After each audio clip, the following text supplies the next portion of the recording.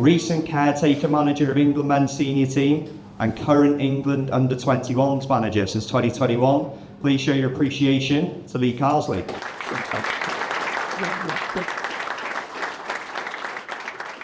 Obviously the role's changed a lot now. We had one set of kit as apprentices that you wore, that you hung up in a drawing room, and you just had to gamble the next day that you got to your kit that you wore the following day. So yeah, it was the first team and the reserve team that had all of the fresh kit every single day and the fresh towels and that. So I spent a lot of time in the washing room and making sure that the gear was ready for the players, and obviously then as well, making sure the boots were done and polished. And it was dubbing back then where you'd polish the boots, then you'd dub in the boots. And I always remember the players being very particular and very fussy about their boots. And I don't know, the players nowadays are just as bad. So realised that there's a lot more to it than just handing the kit out. When I first started playing, you didn't have any requirement, XL shorts, XL top. It was 1 to 15 or whatever it was. Yeah, there wasn't any, I like it a little bit tight or, any shorts. It was literally, wear that and do not swap. You weren't allowed to swap tops.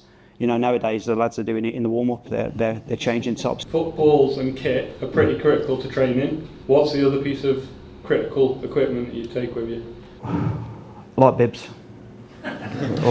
We need bibs. We definitely need bibs, cones, balls.